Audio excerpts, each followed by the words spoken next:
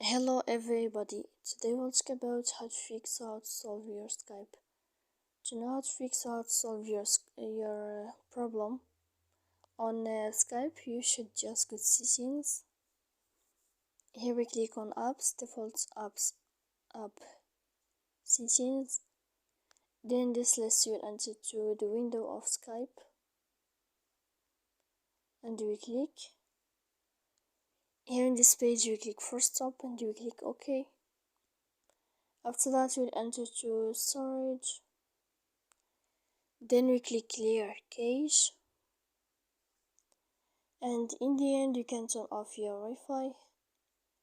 You will wait a moment and you can turn on your Wi-Fi again. So please don't forget to support us by like and subscribe. See you next time in another video, and thank you for your attention.